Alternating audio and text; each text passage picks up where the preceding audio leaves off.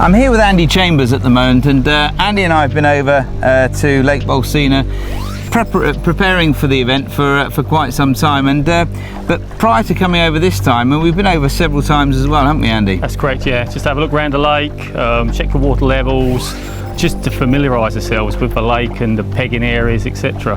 And in terms of the size, I mean, how would you explain the size and the scale of this lake?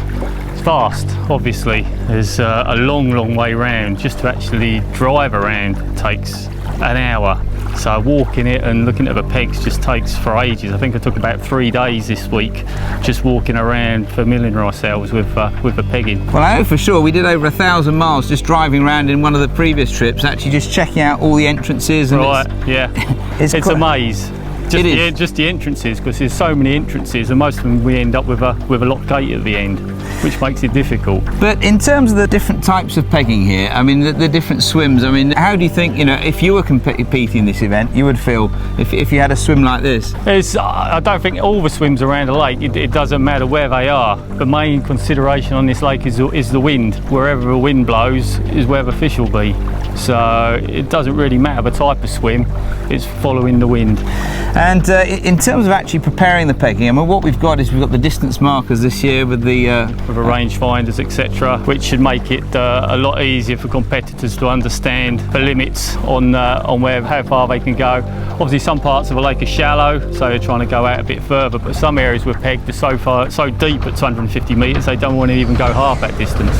Right, we're now just going to go out on the lake, and we're with Rob Nunn at the moment, who's been putting the distance markers out, so we can give you a proper perspective in terms of the 250 metres, how the distance is being accurately measured with the rangefinder. So we'll get out to the distance, and we'll have a look at the guys on the shore where Andy Chambers is there finishing off or putting the pegs in, and then get Rob to show us the technique with the rangefinder.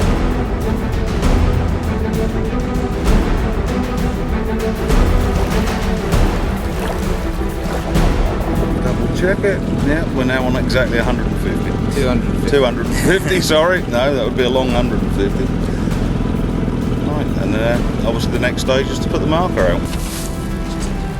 Okay, Rob's just gone out in the boat with the distance finder, marked out 250 metres from the pegboard, and he's just preparing the marker out there with the weight at 250 metres, so competitors can see the maximum distance they can fish.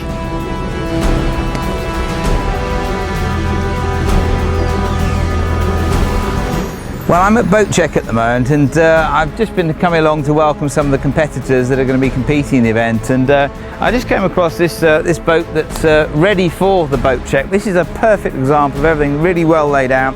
They've got absolutely everything nice and clearly, life jackets, the rope, the bailer, the horns, insurance certificates, absolutely everything's in there. So this is a perfect example of how to get your boat prepared, not just for the competition, but actually to be out in something that's safe. And that's important. At the end of the day, safety comes first. In this area, this is the area where registrations are going to be taking place. The competitors will come in over here, and the first thing that they'll do is check in and finally complete the process of registration in preparation for the event itself. What we've got is SPOMs, which are one of the sponsors we've got. We're going to be using those. The purpose of this at this point is to do the initial draw to decide when competitors are going to come up on stage. So this will be the first draw that they do. Then having done that, they'll complete the rest of the paperwork, and then that's it. Party time. They can relax then and enjoy themselves until the all-important peg draw, which will take place on Sunday.